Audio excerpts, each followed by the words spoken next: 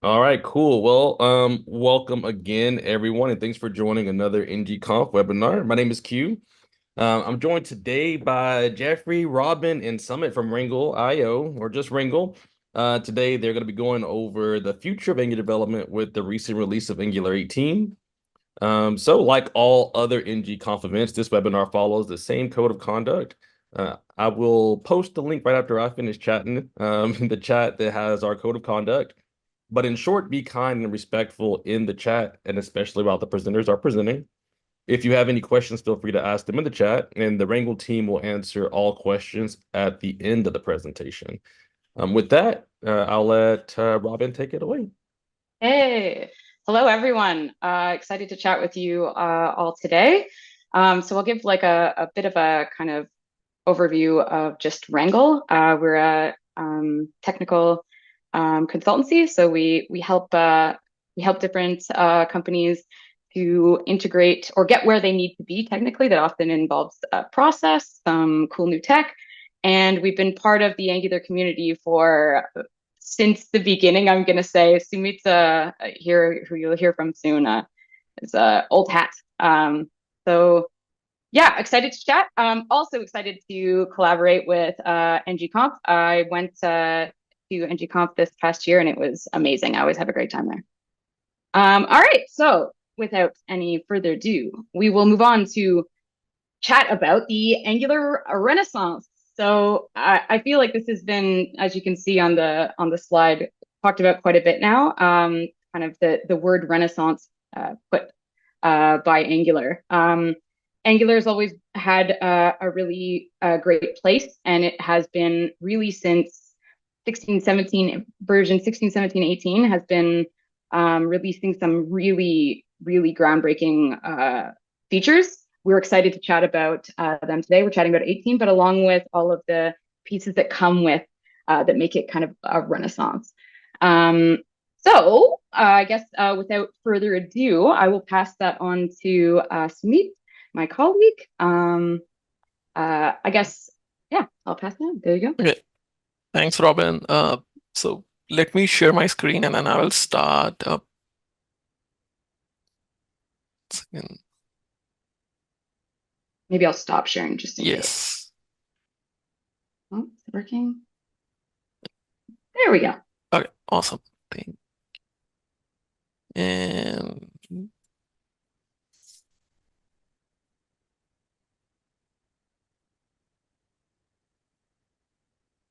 okay, so hope everyone is able to see my screen. Okay. So let's dive in everything that has been released with version 18 and all the new feature that Angular 18 provides us. Now, for everyone who has worked in Angular, knows this, that Angular from start came with a library called Zone.js, which was basically responsible for triggering the change detection in the Angular itself. It worked great. As a developers, we don't have to worry about anything. Clicking on a button, fetching data from the server, everything just worked, and everyone was happy. But as working on Angular and building more and more complex applications and scenarios grew, we saw some performance issues using the Zone.js library. Now, and community have been talking a lot about these, and Angular team heard the feedback from the community. And what they have been doing is they have been working on getting rid of Zone.js from the framework itself. It's a long-term goal because just changing the activity framework from Angular is not straightforward. Like, you have to think of all the different scenarios and impacts that it could potentially have.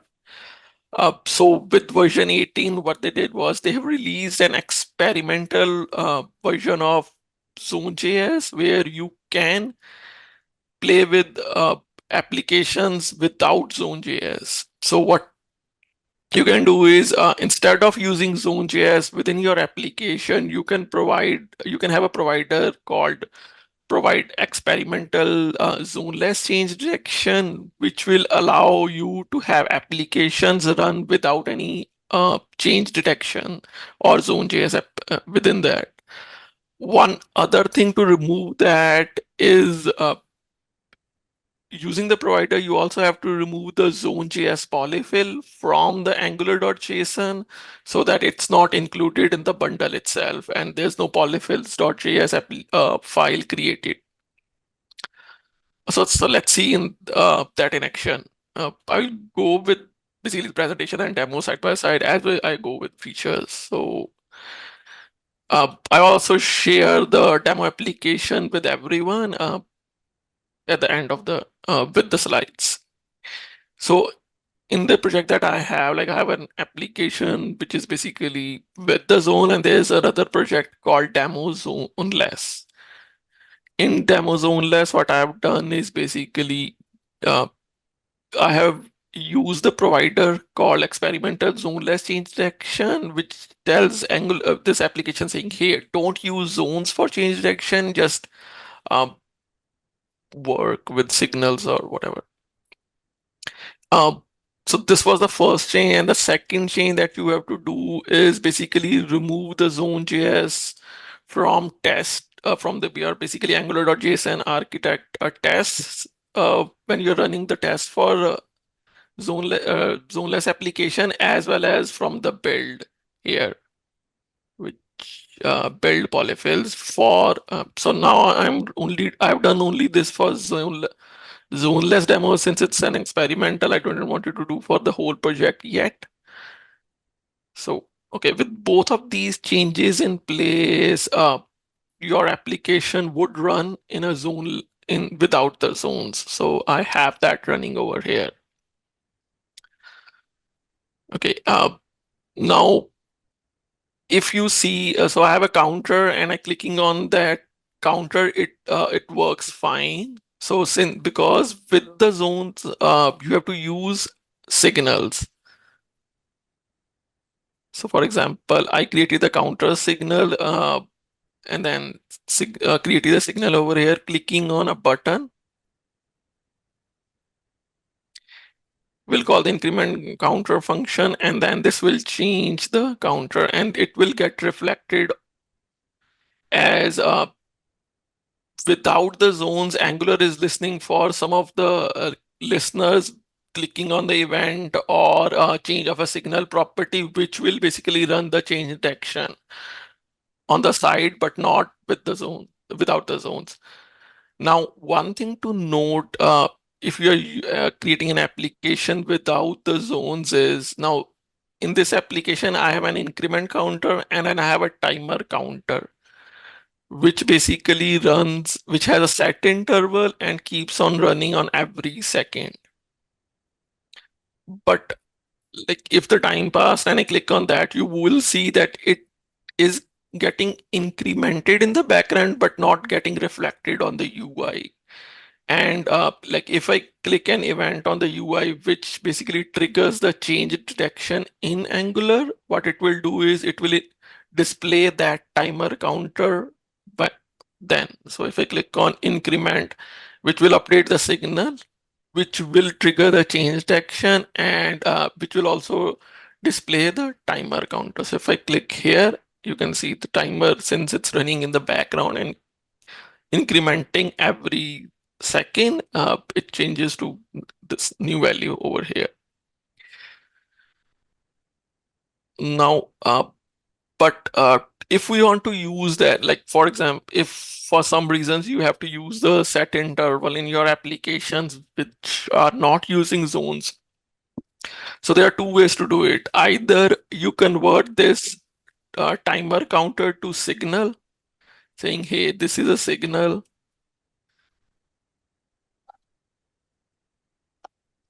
and at the and at each interval, what you do is you set the signal value to this dot timer counter +1.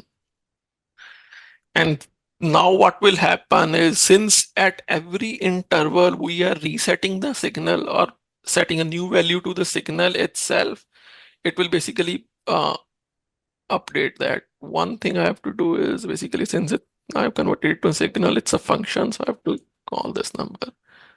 And you can see that the signal value is being updated every second based on set interval. No. Let's say, okay, there's an issue and then you can't convert your timer to signal. Okay, so yeah, now it's broken again, and clicking on that, it changes. The other way you can do is basically you can create change detector reference and inject it.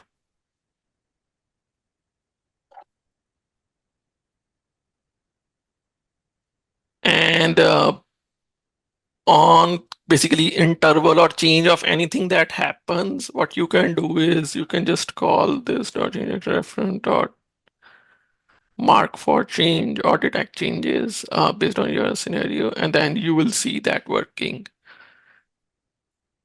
The recommended way is the signals. So you should use signals because it is tied to the change action cycle of the Angular itself and notifies that, where as using this change detection reference, you are forcefully doing that, which could have implications if you have a really complex application itself.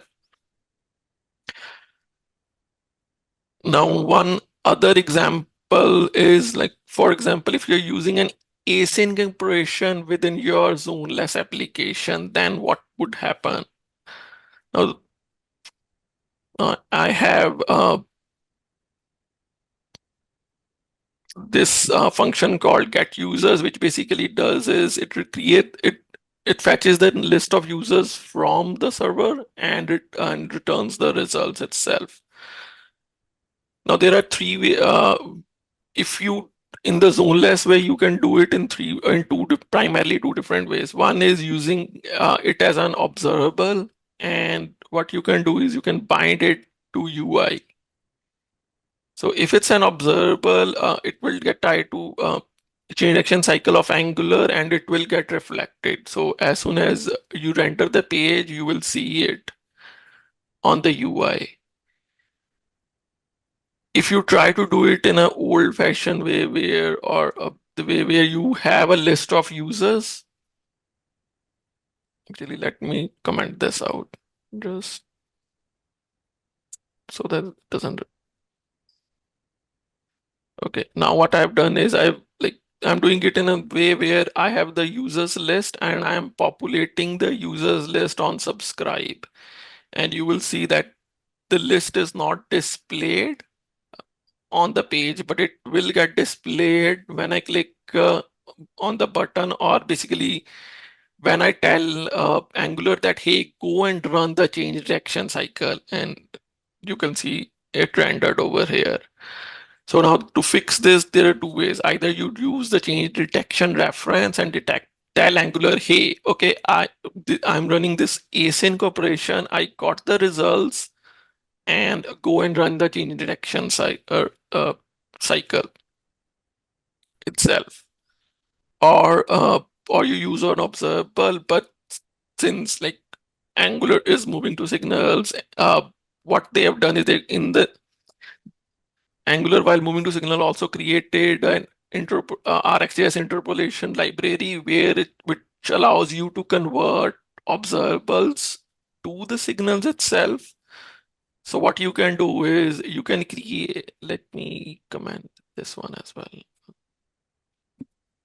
What you can do is basically you can tell, hey, I have this observable, go and fetch the data for using this and convert it into a signal. And then you can also supply the initial value. And then it will basically, what Angular will do is it will go and fetch the list of users asynchronously and convert it to a signal. Now, since it's a signal, whenever the response of this particular HTTP API comes from the server, what Angular will do is it will set the signal value, which will in turn trigger the change detection cycle of the framework. And since it sets the signal value, runs the change detection, you should see the list of users as soon as I uncomment this and it gets refreshed, and you can see. And then, but this problem still occurs because I'm not using those signals here.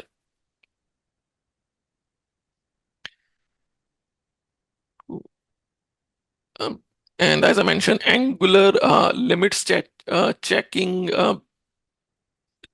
Angular in using the fewer triggers. There's also helps in like the performance of increasing the performance of applications, since you're not using zones, you're only relying on signals.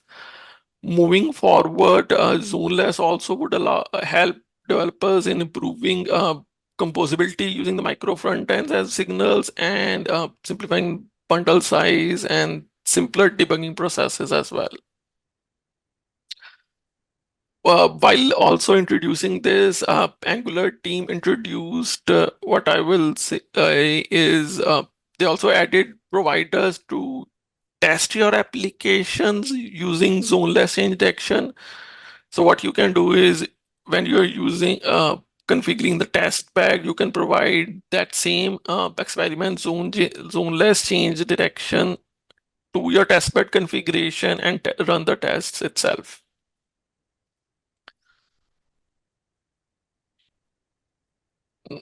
Okay, now once you have like zones removed from the applications, as I mentioned, the best way to reflect changes on the UI is to use Eal Signals. Now, over the past year, Angular team has been working on signals, focusing on the Angular's reactivity model. It helps in achieving the high performance within an applications, as you have a simpler data management flow and simplified concept. You don't have to rely on much on observables using two signal values.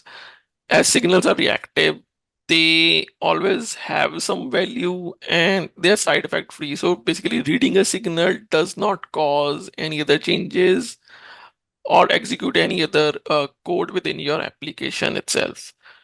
What we have seen is they are also more maintainable because you can only set and get the basically value within the signal, so you don't have like you are not relying on any other things itself.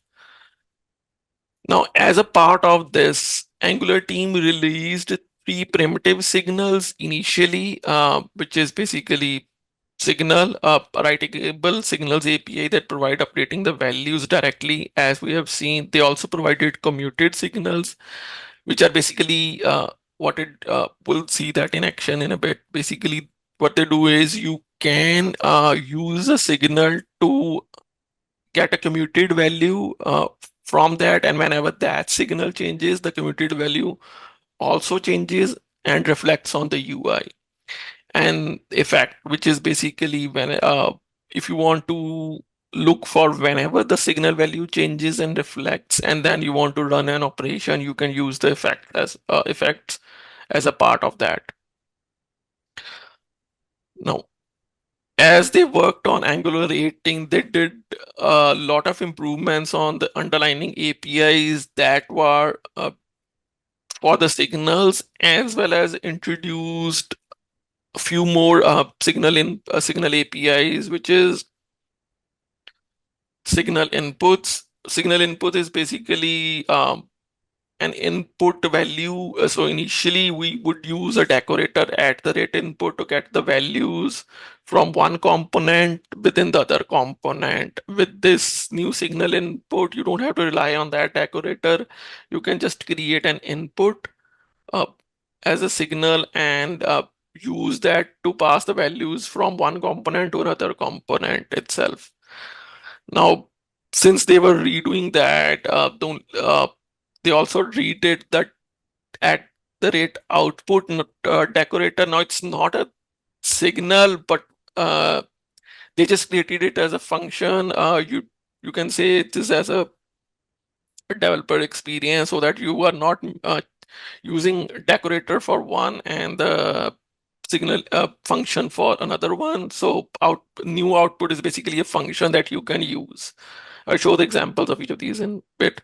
Then they created signal queries, allowing you to query for your view components or child components when using within a component. For example, if you want to look for a view child or contain children, you can use the single queries. You don't have to rely on that @view child decorator passing in all the properties itself, as well as the model inputs for two-way binding. So let's see those in action now.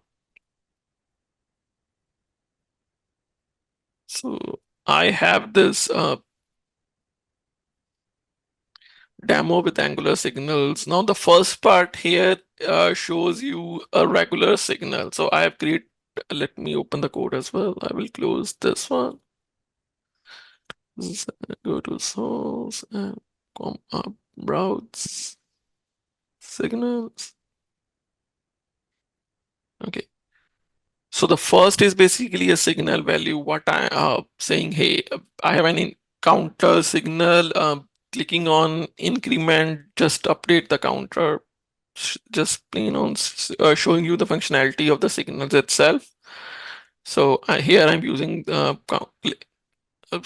what I've done is I've declared the signal counter and clicking on increment, I am basically updating the counter value and resetting, adding the signal. So if I click on that, basically my signal value changes and is reflected on the UI. Now, as an example, what is complex signal? So complex signal is basically nothing, a computed value, computed signals. So here you can see I'm creating another signal called derived signal, which is computed based on the initial signal value. So here what I'm doing is I'm getting the counter value from the signal and multiplying it by 10, basically saying, hey, this is derived counter by 10x. You can do whatever you want. For example, if you have a user a signal with first and last name and you want to have another full name signal using that, so you can use that. And this is the value for the derived signal displayed on the UI, clicking on that. So basically, when I click on increment, it updates the base value as well as the derived value. Then we have the view children and view child properties for other signals. So here what I've done is I've created 3 title components and using the view child passing in the element ref, what I am seeing is it is returning me the list of all the children here using this dot title. So if I go here and see in the console, you will see I have the list of 3 children, which is basically the P elements. And then same is with the profile view child component. So I have the profile since here I am only referring one profile component, I have it in here, which is app profile, and it returns me that value, and then I'm printing that. For signal inputs, so I've created this. I'll go into the app profile. Here, what I've done is basically I've created as I mentioned, you can use inputs as a signals. So I've created 3 inputs and then a model email model signal, which is, so you are passing first name and last name. And also you can do is what if you don't want an input to be required, you can just leave it like that. But if you want input to be required, you can have the required field property over here. For example, in photo, I'm saying, hey, this is an input, it's not required. And to demonstrate the output, what I've done is I've created a get high five function, which is an output. So when you click on high five, you will see that output gets called, and I'm listening to the output on the demo signals page over here, which is here, and this is an output function, output signal. Again, as I mentioned, it's not an output signal, it's an output placeholder so that you don't have to use decorators at all. So you can directly use them as output. And then the last one is the model input. So what I've done is I have created an email as a model input, which is required. So a customer is we are passing it email down to the profile component, but we can also update it since it's a what model is a writable signal. So we will you can write it. So once I update the email, it will get reflected on the UI as well.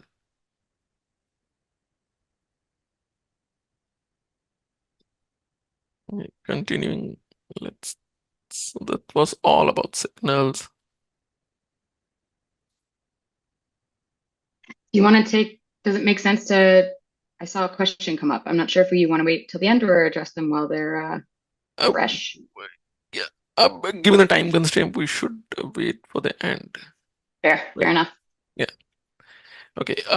So native, so the next one of the important features that Angular team released, they didn't release in 18, but it was released in 17, is deferrable views, which became stable in version 18. Now, native differential loading of the individual components was already supported using load component and load children, helping like developers to reduce the bundle size of the application itself.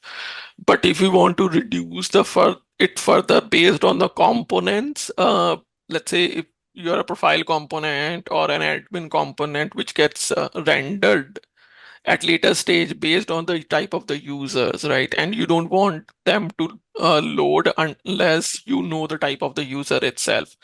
So basically deferring that. It was not straightforward and very complex to do. With version 17, they released what they did was they released the defer block, which allows users to have that. What it does is it basically defer block helps in improving the performance as it allows lazy loading of the components, which means the certain part of applications would be loaded later, so uh, you don't have the big bundle sizes loading at start. Enhance user experience. Basically, you don't have to load non-critical components at start, and you can prioritize the rendering of the critical application paths that a user will be interacting at first. It also allows you to simplify code management. As I said, like initially you would have to write a bunch of loaders and import statements just to make it work. With this, you can just use @defer within your component HTML code and it works. Optimize resource uses as not all the components are loaded at start, so memory utilization of your application is decreased within the browser itself. So the resourcing of the application within the browser memory is optimized, and then you have also the better control over loading, like what gets loaded, what doesn't get loaded. You can have different triggers or the conditions based on what we want to load. uh, so this is an example of how you do it. So basically you add a defer block and you can have on interaction saying, hey, when do we want that my deferred component to be loaded? Either I can have a trigger.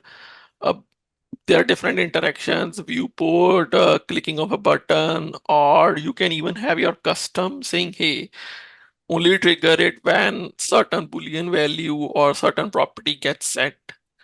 You can also have a placeholder saying, hey, okay, load it later, but show the placeholder for minimum of 5 seconds. Then there's another property called loading saying, hey, uh, only, okay, show the placeholder for 500 milliseconds, then start loading and show the loading for minimum of 1 second. And if you are not able to still load the bundle of your component, show that error saying the error placeholder or error. We'll quickly show the demo as well. So in here, if you go to deferred loading, and what I'll do is in network tab, I will throttle it to slow 3G. And if you click on fetch profile, and you can see it will get the data, and then it should load the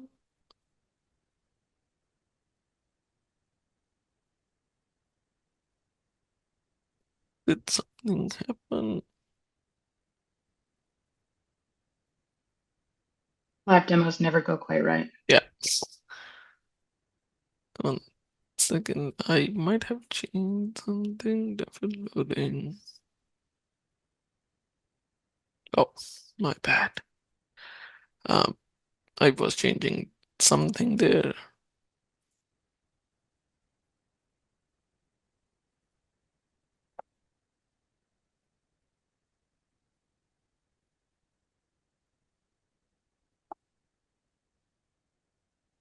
Anyways, I will just show I did refactoring of the.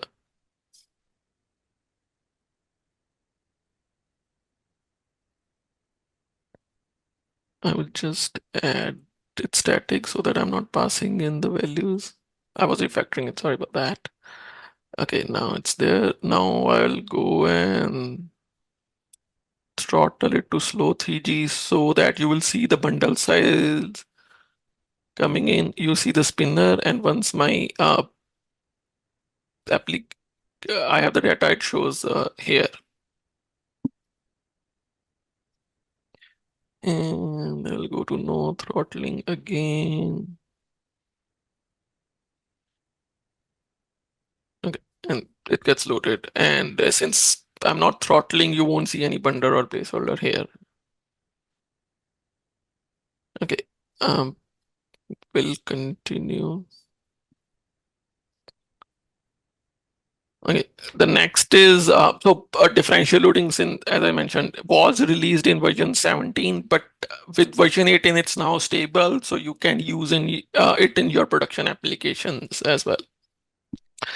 The other new thing that was released in version 17 is the new control flow improvements. Like Angular team heard the feedback from the community saying, hey, we want to enhance the control flow of the application, which is easy.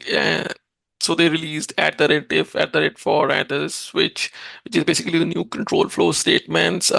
Community people have been using it for a while, and with version 18, what they have done is they've done a lot of improvements, and new control flow statements are stable with version 18 so that everyone can use it uh, in your application. I do have the demo as well for that. If you want to go and check it out later, basically in here I have a bunch of @if, and then you have the rewards basically saying go and you can check it out. I will share the demo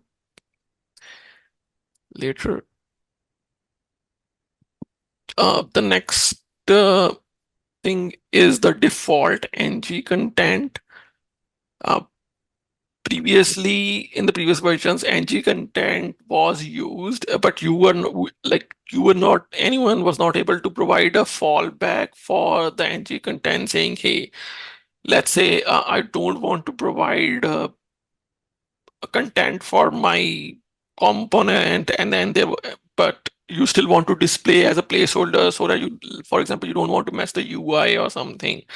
For that, there was no way you could provide the default content. With the Angular 18, you can do that. So you can provide the default ng content. For example, here I have that in here. And actually, I will show you in the demos as well. So here it is. So I have a dialog component. In the first demo, what I'm doing is I'm providing all the three.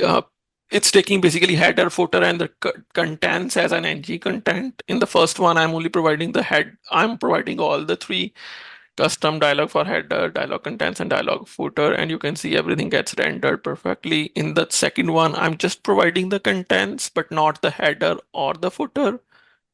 So the contents get rendered. And in the last one, I'm not providing any contents, just a custom dialog and custom header, and they get rendered perfectly fine. And you can see that in example over here.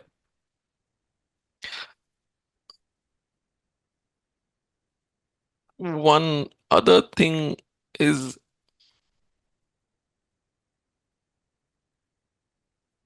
I'll go quickly.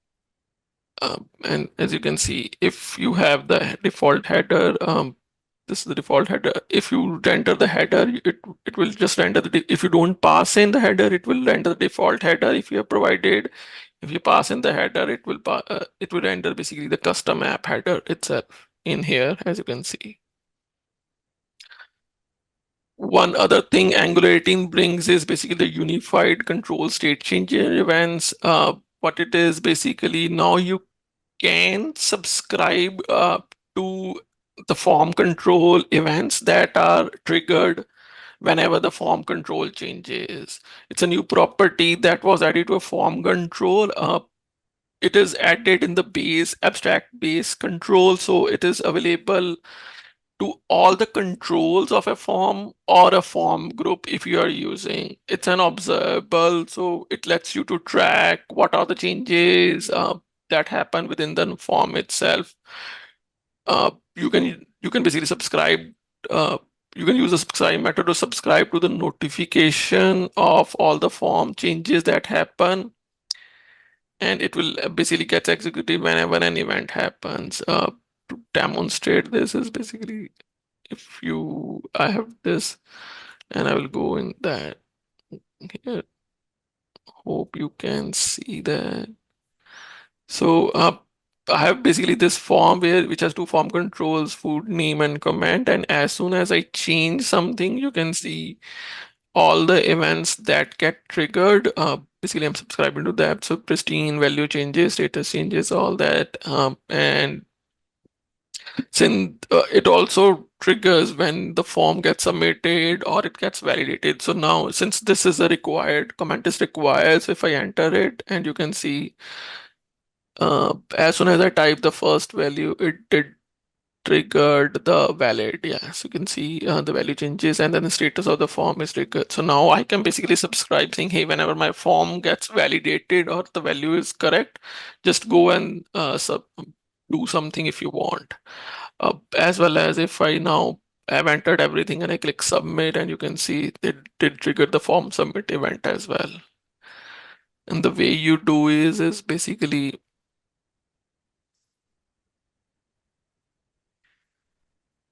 uh, so in here it's basically same thing. I'm creating a food form, which is a form group, and I'm subscribing to the events of that. Since again, for demo purposes, I'm just logging that event, but you can do whatever you want based on the type of event that is dispatched. And since, as I mentioned, it's an property in the abstract control, you can also do is this dot food form dot controls dot favorite oops controls dot favorite dot events it, and then you can subscribe to properties of each of those individual controls as well if you want to do something.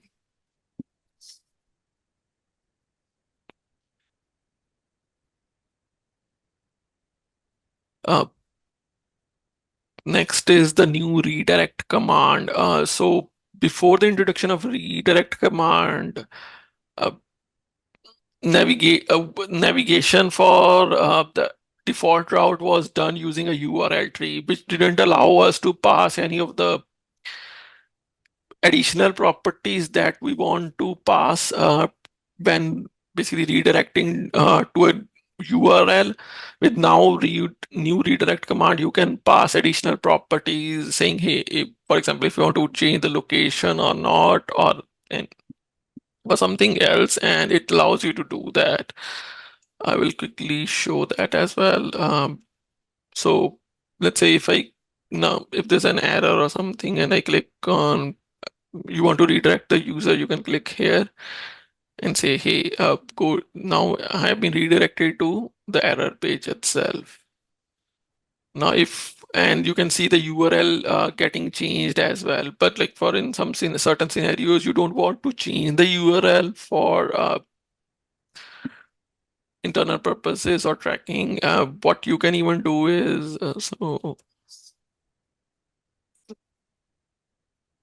So since we are now able to pass the extras over here, you can say, hey, skip location change to true. And what it will do is, even if I am on any of the other pages, I click route redirect, it won't change the URL.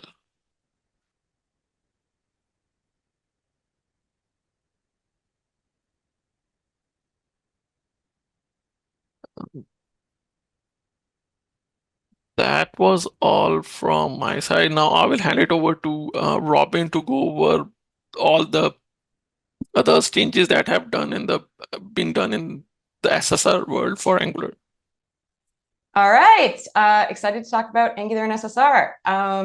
So before we start, thank you, Sumit. And are there any art history buffs in the audience who recognize what era this painting on the slides might be? We're kind of talking about the Angular Renaissance, so I thought I'd bring in some of the art, use my art history degree for some good. So this is the medieval Italo-Byzantine era style of painting. It comes right before the Renaissance, which is exactly why I'm bringing it up. I want to talk about Angular and SSR. They've been buddies for a while.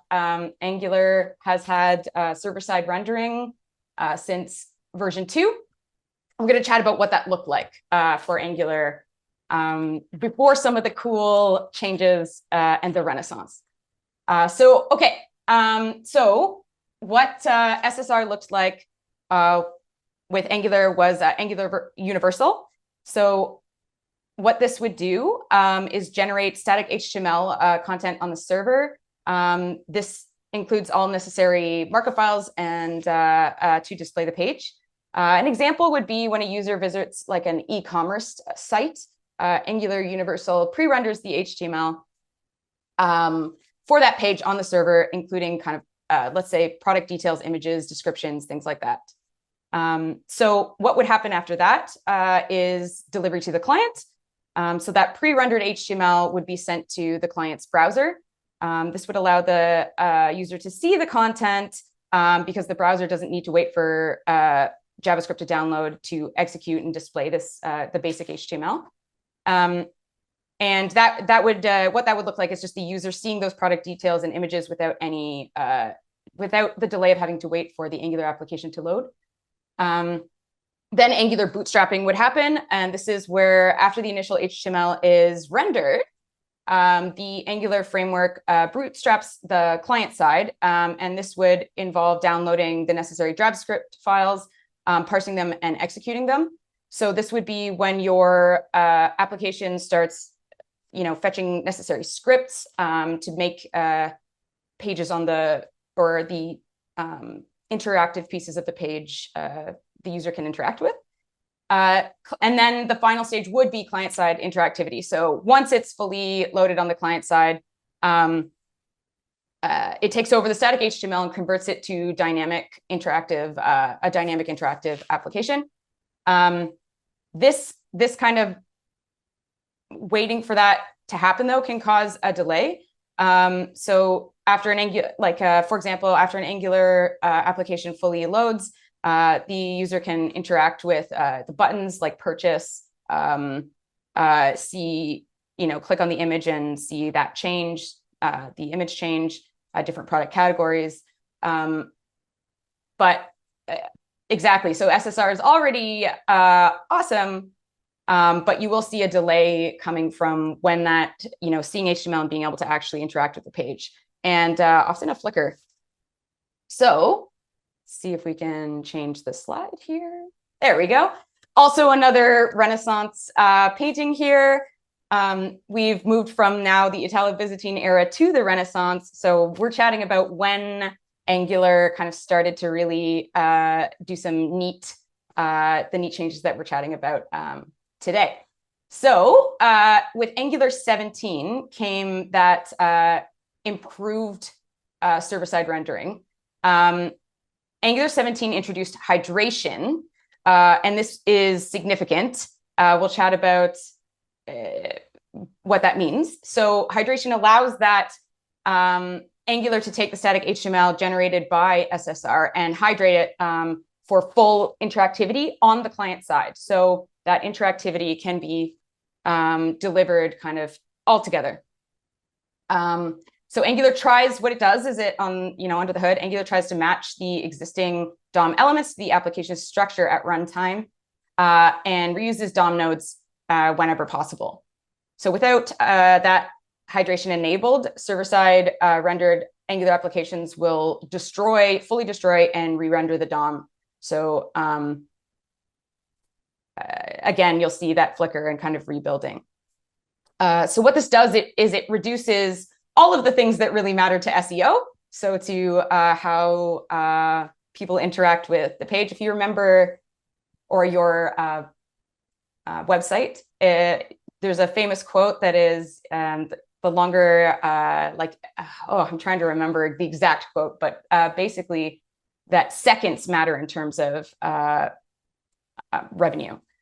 So this is super important and can also boost your SEO performance.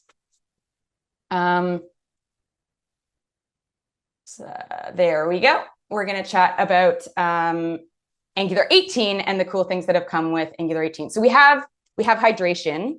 And I think one of the only things that stopped more than, I believe it was, let's just go back actually, 76% of folks who are using SSR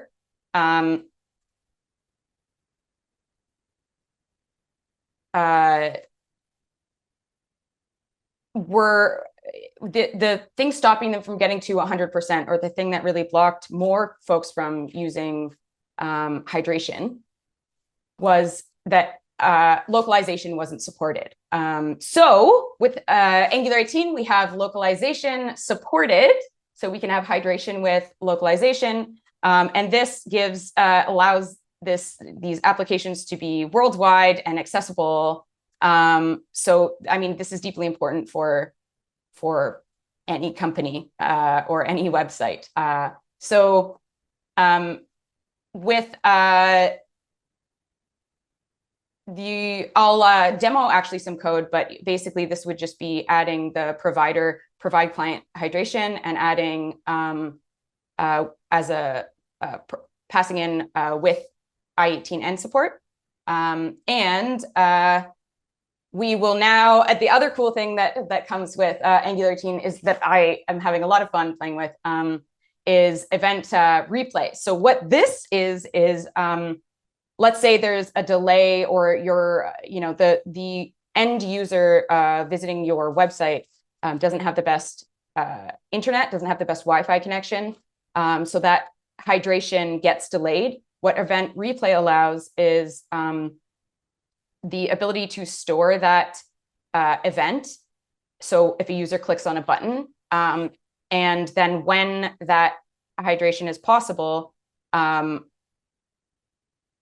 that action is executed. So, if you click on a button and then maybe it's a 2-second delay, it happens and seems like there was no delay at all, which is awesome. And the final thing that I'm excited to chat about with Angular 18, I mean, there's more, we'll chat about a bit more, but is hydration support in DevTools. I'll also show you a bit of that with the demo that I have planned. So it makes debugging components with hydration and SSR way simpler and super helpful. So actually, maybe I will do a bit of a demo before we move to yes, let me do a bit of a demo before I move to the more changes there's other changes that have come with Angular 18. So, all right. So as Sumit chatted about, we have a repository that we've given you access to. You'll see, I wonder if I can do like a link here. Maybe somebody will edit that in. Maybe I will. So I will send the link to this particular branch. It will be merged into main, but the branch is feat SSR on the repository that we've given you. And this will allow you to see some examples of the pieces the new improvements that I've been chatting about.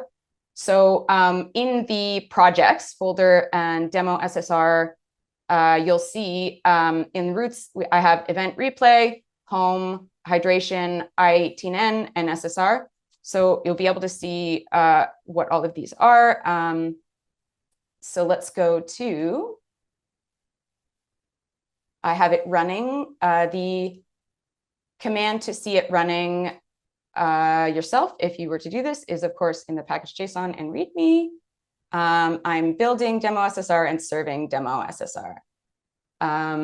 There'll be some readme notes about setting that up as well, because with localization, as I'm sure many of you know, there's a few tweaks to be made to a general Angular application. So let's open up the inspect here.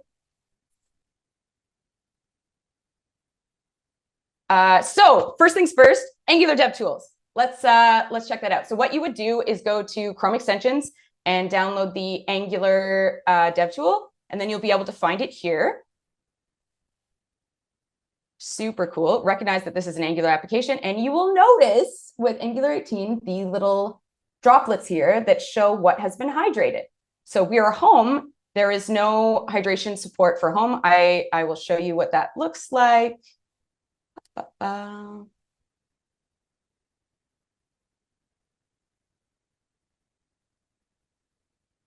There we go. I just did host ng skip hydration true, just to demo what happens without hydration, and also disabled SSR. So you will see that down at the home, our app home component does not have this tiny little droplet here and is not hydrated. This component, again, does not have hydration or SSR. So if we go to server-side rendering, this component has server-side rendering without hydration. How do we check this? How do we experiment with this? So if I go home, what you would do is, instead of inspecting the page, you would go to view page source. And if we say, let's pull this line, copy that, and do a search here, you will not see it on this page. What this is everything that was pulled from the server on load. So that did not come from the server. So if we were to go to the server-side rendering component and do what you can see, not hydrated, but if we were to do, sorry, I should demo this here. Not hydrated even after refresh. This never hydrates. So hydration will allow for, instead of when you refresh, it won't need to kind of get a lot of the pieces that it already pulled from the server. So you will see actually in sources as network as well, you won't see any pieces being called here from the server, but you will see that in an application without hydration that is making calls to the server. So if we take this right here and we copy it, and then we open view page source, and we do a search here, control find, and we paste this in, we will see that this was pulled from the server on the initial page load. So hydration, let's check this out. So if we go to the Angular tab, Angular DevTools, you will see that there's no hydration here. It does happen. If you refresh the page, you will be able to see that this has been fully hydrated, and you'll be able to see that demo in the network tab as well. And if you go to, let's check out now localization support.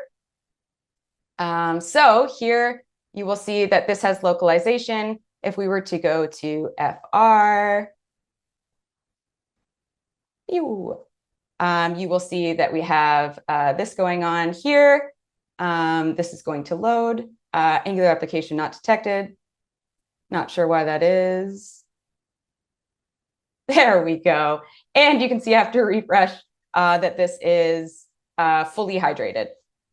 Super cool. So if we go to event replay, let's demo this. You all want to catch a Bulbasaur. So what you would do is let's go to my example here in event replay so I can kind of chat a little bit about what's going on here. I just did a little delay before the component loads so that we can do some actions and see, because it's hydrated, that these actions will play after. So you can check out this logic here. What we're going to do is refresh the page. I'm going to click catch Bulbasaur. It's not going to do anything. And then you will see Bulbasaur up here after it is fully hydrated. In the console, you will see event ignored because the component is not hydrated yet. You will see catching Bulbasaur after I've console logged whenever that button is clicked to say catching Bulbasaur. So if you did this several times, you'd see it come up. So I don't know why I didn't decide to do Renaissance painting instead of Bulbasaur, but you know, the Pokemon API, you can't go wrong. So please have some fun taking a look at this demo. The best way to kind of see the difference between these new features and the old features is to just kind of play around, see with it, see without it. But there's more. So let's go to slideshow and chat about the other cool pieces that have come out with Angular 18. Oops. So we've got Angular Dev. Oh my gosh, I actually have to demo this. I hope this actually opens it. Yes. Okay.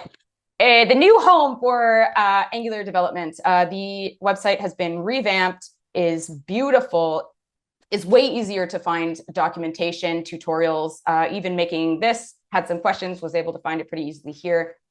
So that's a super cool. It shrank my screen. That's cool.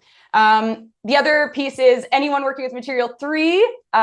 Material 3 is now stable with hydration support.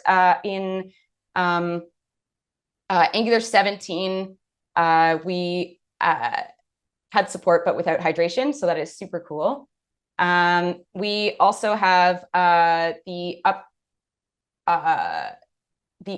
automated migration to the application builder. So what that means is in Angular 17, the application builder was stable and enabled by default for new projects.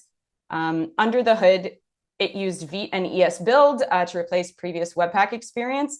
But now this kind of Webpack and Vite ESBuild is optional. So we don't have to have an optional dependency in Webpack. We can kind of, you're able to have just Vite and ESBuild. Of course, along with the cool Angular dev tools for hydration, you're able to see actually errors. That little red drop or blue droplet will turn red, and you'll be able to get some information on what's going on with your component. So, oh, gotta click on it. There we go. What's next? Yay! Again, any art history folks in the chat. This is a painting for the art era and an art era. This is very Eurocentric art history, admittedly. It was actually quite interesting to do try and find images that would work for this that I felt would be appropriate for this kind of presentation. But this is a cool era that comes after one of my favorite European art eras. I won't give you the answer. You can see if you can check it out. Your clue is birthday cake. So what is next?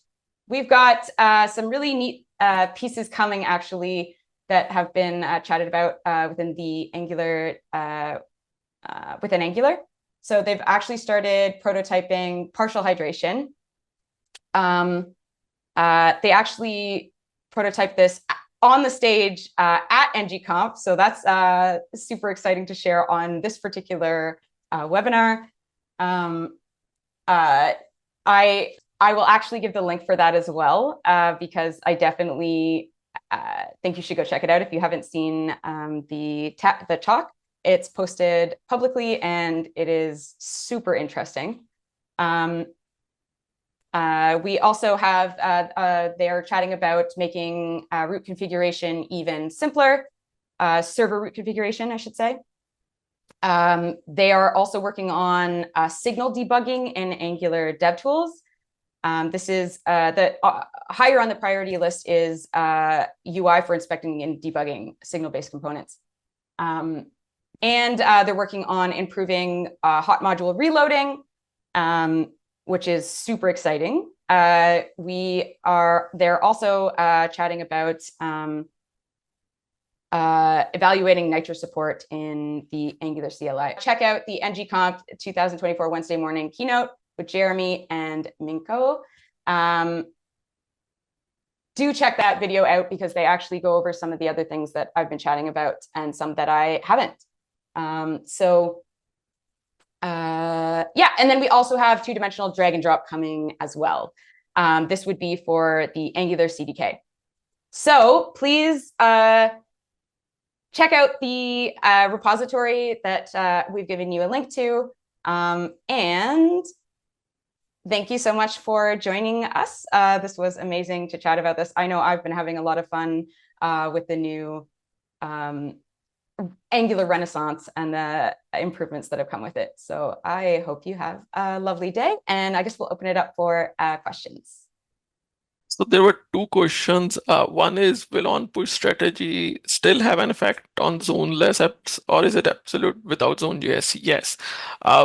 Mark, if you're using zoneless, like it by default is basically all your components would be on push. So you don't have to specify that basically. Yes, it become obsolete. Now, the second question is, how different is Signal to web workers for high availability computation processing? I wouldn't still use, although I haven't checked, but I still feel like Signals is browser based and web workers is still running in the background. So if you really have to do high processing, I won't rely on Signals since they are in memory. I will still send it to the basically webworker.js and do high computation and maybe send the results back that are populated in Signal itself. As again, as in every signal do you create is still in memory. So any other questions? All right. So I know what's asked in the chat, private. I think I answered it live if you can see that. But this webinar will be up on YouTube on the ng-conf webinar channel between 2 and 3 weeks. I don't know if Ringle will also. I'm not sure if you guys will get an email or not to try to get the downloaded copy as well. But if so, they may have it as well. But for sure on the ng-conf webinar channel. Thanks for being here, Wrangle team. It was awesome seeing all those high level looks at everything. It's pretty awesome. Hope everybody Oh, go ahead. I was going to say on the demo side for internationalization and the pieces I chatted about, that'll also be included in the demo that Sumit's putting up. So you'll be able to see examples of that as well. Yeah, so it will be on a different branch and repository. I will share the slide deck as well as the repository with everyone soon. Cool. Perfect. All right, guys. Y'all enjoy the rest of your days or night if you're overseas. We'll see you next time. Okay. Thanks, everyone. Thanks all.